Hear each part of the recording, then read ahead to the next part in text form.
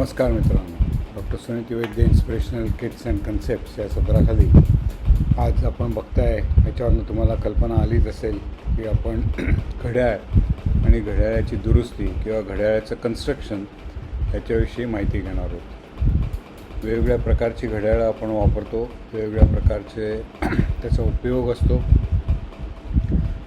आपले हे हातावरती बांधायचं घड्याळ आहे, मेकॅनिकल घड्याळ आहे. त्याच्या आतमध्ये आता मेकॅनिकलच्या बरोबरच इलेक्ट्रिकल किंवा इलेक्ट्रॉनिक मुवमेंट्स यायला सुरुवात झाल्या आहेत, ज्या आजकाल आपल्या सगळ्या फॅन्सी घड्याळांमध्ये जी वॉल क्लॉक म्हणतो आपण त्याच्यामध्ये असतात. बरीचशी मोठमोठाली टॉवर क्लॉक्स किंवा रेल्वे स्टेशनवरती आणि मोठ्या टॉवर्सवरती मोठमोठ्या बिल्डिंगवरती असणारी घड्याळं ही सुद्धा आजकाल ह्या अशा प्रकारच्या इलेक्ट्रॉनिक मुवमेंटवरती असतात. त्याच्यामध्ये एक छोटंसं सर्किट असतं आणि ह्या सर्किटमुळे जे आपल्याला रोटेशन पाहिजे ते बरोबर एका ठराविक स्पीडला रोटेशन कॉन्स्टंट पद्धतीने मिळतं. आणि त्याच्यापुढे आपण बघतो की जसे वेगवेगळे गिअर बॉक्स आपण लावलेले असतात. आता हे जे इथे ही मुवमेंट मी उघडली आहे आणि याच्यामध्ये बघा असंख्य प्रकारचे तुम्हाला गिअर्स बघायला मिळतात. ह्या गिअर्समुळे एक मुवमेंट आपल्याला मिळाली की या प्लास्टिकच्या गिअर्सवरती पुढे आपण त्याला 60 दाते देऊन एक रोटेशन याची झाली की पुढची रोटेशन एक होईल असे ते दाते आणि त्या गिअरची अरेंजमेंट करून आपण करतो. इलेक्ट्रॉनिक जे पल्स असते ती फक्त ह्या इथे हे जे छोटंसं तुम्हाला दिसतं आहे या एवढ्याशा सर्किटमधनं ती पल्स जनरेट होते आणि ती पल्स जनरेट होऊन ठराविक गतीने आतमधली मोटर जी आहे ती फिरायला सुरुवात होते. ती मोटर एकदा आपण बरोबर सिंक्रोनाइज केली, एका स्पीडला आणली की त्याच्यापुढे पाहिजे त्या गिअर रेशोमध्ये आपण ॲडजस्ट करून पुढे जेव्हा आपल्याला बरोबर ती RPM त्याचं रोटेशन पर मिनिट हे जेव्हा आपल्याला 60च्या किंवा 60च्या प्रकारे आपल्याला मिळतं, 60च्या टेबलमध्ये मिळतं, 60च्या पाढ्यामध्ये मिळतं, 60च्या पाढ्यामध्ये मिळतं, त्यावेळेला आपण काही त्याच्यामध्ये मुवमेंट घडवून ही एक षष्टमांश करू शकतो किंवा 60ने गुणून त्याला करू शकतो. म्हणजे सेकंद, मिनिट आणि तास काटा हे एका शाफ्टवरती फक्त 3 गिअर त्याच्यावरती 60च्या रेशोमध्ये असतील अशा पद्धतीने ॲडजस्ट केले तर आपल्याला ते छान बघायला मिळतं. या इथे आता यूट्यूब लिंक तुम्हाला दिसते. ही लिंक तुम्ही जर वापरायचा प्रयत्न केलात तर तुम्हाला छान व्हिडिओ त्याच्यावरती बघायला मिळेल आणि घड्याळाची संरचना कशी असते हे ह्याच्यावरनं कळेल. आता हा टॉपिक आपल्याला घ्यायची मुख्य आवश्यकता अशी वाटते आहे किंवा वाटली मला की एवढंसं छोटंसं मेकॅनिझम आहे, त्याच्यामध्ये इतक्या बारीक बारीक प्रकारचे घड्याळ आहे, काटे आहेत आतमध्ये, त्याला डायल आहे, त्या डायलवरनं आपण वेगवेगळ्या पद्धतीचं कामं करत असतो. तर ही सगळी कामं करताना पुन्हा त्याला पट्टा आहे, या पट्ट्याला वेगवेगळ्या लिव्हर्स आहेत. या लिव्हर्स आपल्याला काढा घालायच्या असतात, लहान मोठ्या करायच्या असतात. त्याला मजबूत राहण्यासाठी सुटू नये म्हणून हा असा इकडे एक त्याला स्ट्रॅप असतो, क्लॅम्प दिलेला आहे. हा क्लॅम्पसुद्धा आपल्याला तेवढ्याच चांगल्या पद्धतीने करावा लागतो. आणि अशा वेगवेगळ्या पद्धतीने ज्यावेळेला आपण ते सगळ्या गोष्टींची रचना करतो आणि त्याच्यामध्ये फॅन्सी डायल्स या आतमध्ये जे आपल्याला घड्याळाचं वाटतं बघावं असं, तर अशा पद्धतीने कुठलंही चित्र त्याच्यावरती 1 ते 12 अंक जर आपण व्यवस्थित प्लॅन करून दिले तर आपल्याला एक घड्याळ चांगल्या स्वरूपामध्ये तयार करता येतं. आता घड्याळ जे आपण आत्ता बघतो आहे याची कुठलंही मशीन असलं की त्याला दुरुस्तीही आलीच. तर मग कशा पद्धतीने ही दुरुस्ती केली जाते, कशा पद्धतीने घड्याळ बनवलं जातं, कशा पद्धतीने घड्याळ आपल्याला उघडता येतं, त्याचे पार्ट्स बघता येतात. तर त्यासाठी आपण आपल्याकडे टूलकिट आणलेलं आहे आणि त्या टूलकिटने आपण हे सगळं इथे बघतो आहे. इथे तुम्ही बघताय या व्हिडिओमध्ये आपल्याला वेगवेगळ्या प्रकारचे स्क्रूड्रायव्हर्स असतात, पिन्स असतात, स्लॅपर्स असतात, त्याचे वेगवेगळ्या पद्धतीने बोल्ट काढण्यासाठी म्हणून काही छोटी छोटी फिक्चर्स टूल्स बनवलेली असतात. पिन्स असतात त्याच्यामध्ये, त्याचं बॅक कवर असतं, सेल असतो आतमध्ये, त्याला इथे चावी असते आपल्याला ह्याच्यामध्ये द्यायची. आणि हे सगळं करण्यासाठी वेगवेगळ्या प्रकारची जी फिक्चर्स आणि टूल्स आपल्याला लागतात, तर ती सगळी आपण या आपल्या अभ्यासक्रमामध्ये बघणार आहोत. त्याचं वैशिष्ट्य असं आहे की ही टूल्स इतकी छोटी आहेत की जशी आपली घड्याळाचे पार्ट्स छोटे आहेत तशीच ही टूल्ससुद्धा तेवढ्याच छोटी आपण इथे बनवलेली आहेत किंवा बाजारामध्ये उपलब्ध आहेत. आणि त्याचे पार्ट्ससुद्धा बघून तुम्ही थक्क व्हाल. हे सगळं बघण्यासाठी करण्यासाठी आपल्याला घड्याळ जी नेहमी आपण बघतो की डोळ्याला दुर्बीण लावल्यासारखे तो लावून त्या दुर्बिणीला बरेचसे घड्याळजी एकच फक्त डोळ्याचा वापरतात. या इथे आपण हा अशा प्रकारचा चष्मा घेतलेला आहे. या चष्म्याला इथे पुढे प्रखर लाईटसुद्धा आहे की ज्याने आपल्याला व्यवस्थित चांगलं दिसता येईल. हा अशा प्रकारचा याच्यावरती लाईट पण आहे दोन्ही डोळ्यांनी. आणि भिंग जे आतमध्ये आहे याच्यामध्ये, त्या भिंगातनं जर तुम्ही बघाल तर इतकं स्पष्ट तुम्हाला दिसेल. आता मी उलटा दिसतोय तुम्हाला याच्यामध्ये, पण बघा इतकं मोठं होऊन दिसतं आहे त्या भिंगातनं, इतकं छान दिसतं आहे या भिंगामुळे. कारण भिंगातनं आपण बघतो आणि कॅमेऱ्यातनं दाखवतो त्यावेळेला ते उलटं दिसतं, त्यामुळे तुम्हाला ते तसं वाटतं आहे की मी उलटं दाखवतो आहे तुम्हाला म्हणून.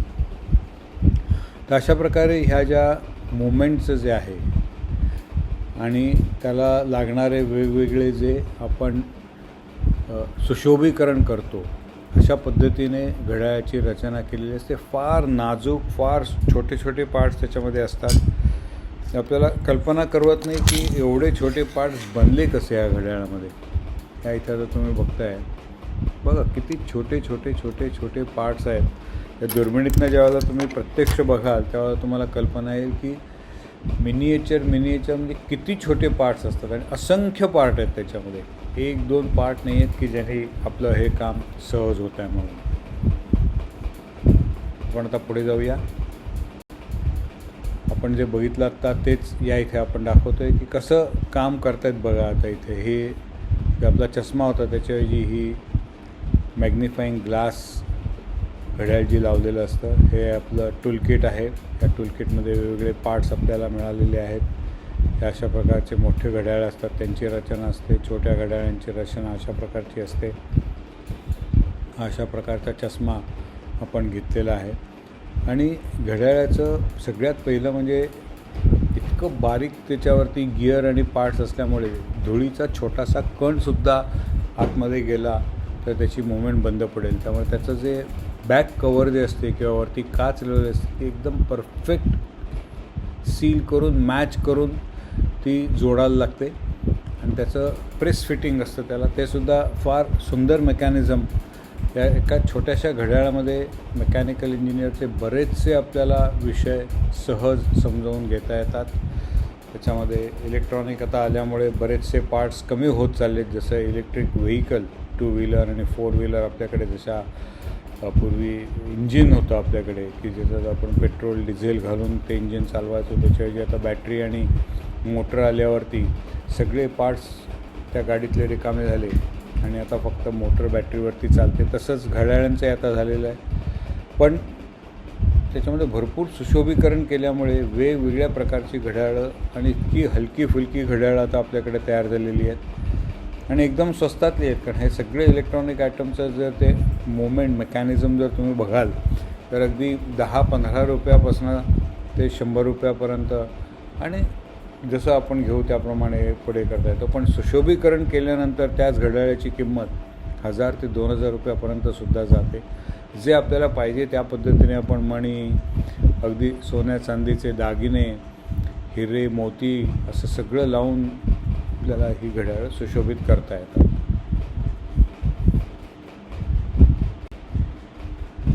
आपण आता पुढचं बघतोय की मगाशी जे बघितलं त्याच्यामध्ये बघा आता तीच घड्याळं या इथे जी आपण इथे बघतोय याच्यापासून किती असंख्य पार्ट त्याच्यामध्ये गेलेले आहेत. असंख्य म्हणजे अगणित पार्ट आहेत. 200-300 पार्ट्स त्याच्यामध्ये लागतात. एवढ्याशा छोट्याशा डबीमध्ये आपण ते सगळे एकावर एक आणि एकदम हाय प्रिसिजनने, त्यामुळे त्याला बारीकचं लुब्रिकेशन द्यावं लागतं. त्याच्यामध्ये मुवमेंट असतात, त्याच्यामध्ये बेअरिंग्स असतात, त्याच्यामध्ये शाफ्ट असतो, त्याच्यामध्ये गिअर असतात, त्याच्यामध्ये हे जे इथे समोर जे दिलेले आहेत एवढे सगळे पार्ट्स एका छोट्याशा डबीमध्ये हाय प्रिसिजनने लावायचे आणि इतक्या प्रिसिजनने लावायचे की वर्षानुवर्ष जेव्हा जेव्हा ते घड्याळ चालेल त्या वेळेला ते बरोबर वेळ दाखवेल. अगदी second to second, minute to minute. Electronic यांच्यामध्ये तर फार आधुनिक कल्पना आणखीन टेक्नॉलॉजी वापरल्यामुळे सगळीच्या सगळी घड्याळं जवळजवळ एकच टाईम दाखवतात आणि आपल्या GPS सिस्टीमवरती ती सगळी एकमेकाला सिंक्रोनाईज करतात. त्यामुळे आता तुझं घड्याळ आणि माझ्या घड्याळातला वेळ, अरे माझं 2 मिनटं पुढे होतं, माझं 3 मिनटं मागे होतं, स्लो चालतं आहे, फास्ट चालतं आहे, हा सगळा प्रकार आता गेला. दर दिवसाला प्रत्येक घड्याळ GPS सिस्टीमचं जे मास्टर घड्याळ आहे त्याच्याशी सतत कॅलिब्रेट करत असतं. जर काही सेकंदाने पुढे मागे झालं असेल तर तेवढं ते पुन्हा ॲडजस्ट करतं. आणि अशा पद्धतीने जेव्हा आपण असेंब्ली करतो या घड्याळाची, या इथे तुम्हाला दिसते की किती बारीक बारीक, म्हणजे त्यासाठी असे अगदी फोर्क म्हणतात त्या पद्धतीने फोर्सेप्स वापरून, बारीक टूल्स वापरून, बारीक हत्यारं वापरून आपण त्यांची मांडणी केलं जातं. आपली नॉर्मल हातोडी आणखीन याच्यामध्ये वापरायची हातोडी, ह्या बघा आता एक केवढीशी हातोडी याच्यामध्ये इथे वापरली जाते. आपल्याला ह्याच्यापेक्षा जास्त फटक्याची गरजच नाही आहे, पण तो फटका इतका बरोबर प्रिसिजन पाहिजे की त्याच्या जी पिन असते त्या पिनच्या वरतीच बरोबर सेंटरला टक बारीकसा फटका, फक्त अगदी अलगद पडला तरी चालेल. आणि बऱ्याच वेळेला हे इथे मागे जे प्लास्टिक किंवा टेफ्लॉन आहे ह्याचाच फटका दिला जातो. या स्टीलचा फटकासुद्धा त्या पार्टला चालत नाही, तो पार्ट बेंड होऊ शकतो. फक्त आपल्याला प्रेसफिट करायचं असतात बेअरिंग्समध्ये शाफ्ट, त्यामुळे थोडासा फटका द्यायला गरज पडते. तसंच काढतानाही त्याची तेवढीच काळजी घेऊन काढावी लागते. फार काळजीपूर्वक ती घड्याळं काढली जातात आणि त्यामुळे ती घड्याळं धरण्यासाठी अशा प्रकारचे छोटे छोटे फिक्चर्स, टूल्स आपल्याला आपल्या किटमध्ये आपण जमा केलेली आहेत. काही वेळेला ॲडजस्ट करावे लागतात आपल्या घड्याळाच्या डिझाईनप्रमाणे. त्यामुळे तिथे आपण हे अशा प्रकारचं घेतो आहे. हा इकडे हा जो खालचा जो स्क्रू आहे, हा स्क्रू वर खाली होतो आहे, मी जसं हे फिरवतो आहे तसं. आणि हे वरचे जे 2 स्क्रू आहे त्याच्यामध्ये ते घड्याळ बरोबर मला पकडता येतं. आणि एकदा ते घट्ट पकडलं तुम्ही की काही त्याचे उघडायचं असेल, एखादी गोष्ट फिरवायची असेल तर त्या पद्धतीने आपण त्याच्यावरती काम करू शकतो. इतकं प्रिसिजन काम ह्या छोट्याशा घड्याळामधनं आपण ज्यावेळेला करायला सुरुवात केली आहे त्यावेळेला खरंच ज्याचं डिझाईन आहे त्याचं आपल्याला किती कौतुक करू तेवढं कमीच आहे. आणि या पद्धतीने आपण आता हे घड्याळ या आपल्या फिक्चरमध्ये पकडलेलं आहे.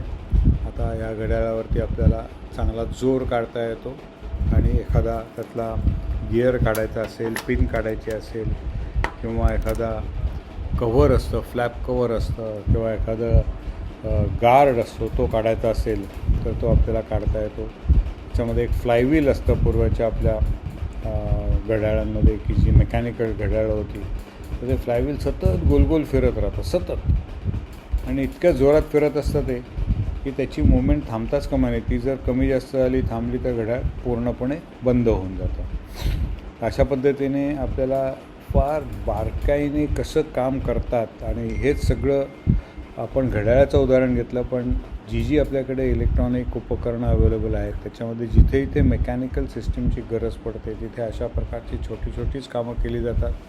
टेक्नॉलॉजी एवढी पुढे झालेली आहे, तंत्रज्ञान इतकं अद्ययावत झालेलं आहे की त्याने अशा प्रकारचे छोटे गिअर आणि त्या गिअरचं प्रिसिजन, म्हणजे गिअर मॅन्युफॅक्चरिंग करताना छोटा गिअर असतो त्याच्यावरती 60 गिअर असतात, त्याच्यावरती 60 दाते असतात. तर ते 60 दाते एकाच मापाचे, एकाच पद्धतीचे ते असायला पाहिजे. तर हे अशा प्रकारे आपण खूप खूप बारीक बारीक कामांमध्येही सध्या आता यशस्वी होतो आहे आणि हे आपल्याला पुढे न्यायचं आहे. ही आता घड्याळाची रचना आहे की मागे एकदा तुम्हाला मुवमेंट मिळाली की जे मी तुम्हाला सांगत होतो गिअर्स आहेत, या इथे जसं गिअर मेकॅनिझम इथे दाखवलं आहे, इथे दाखवलं आहे, सगळे गिअर हे एक मेकॅनिझम मिळाले की प्रत्येक गिअर आहे हा एकाला दुसऱ्याशी 60च्या पट्टीमध्ये केलेलं आहे. त्यामुळे एका गिअरची एक रोटेशन पूर्ण झाली म्हणजे 60 सेकंद पूर्ण झाली की मिनिट काट्याचा 1 मिनिट पुढे ढकललं जातं. अशी त्या मिनिट काट्यावरती 60 दाते असतात. ते 60 दाते ज्यावेळेला फिरतात त्यावेळेला तास काट्याचं एक हे पुढे ढकललं जातं.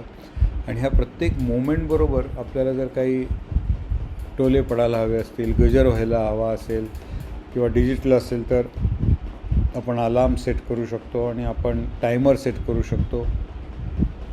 एक्झॅक्टली सेकंड्स आपण मोजू शकतो.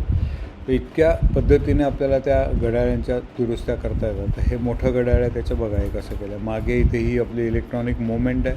त्यातनं हा शाफ्ट बाहेर आलेला आहे. त्या शाफ्टवरती 3 एकमेकात को ॲक्शियल आपण म्हणतो तसे की हा सगळ्यात सेंटरचा जो आपला आहे तो जो असतो आपला तो मिनिट काटा असतो.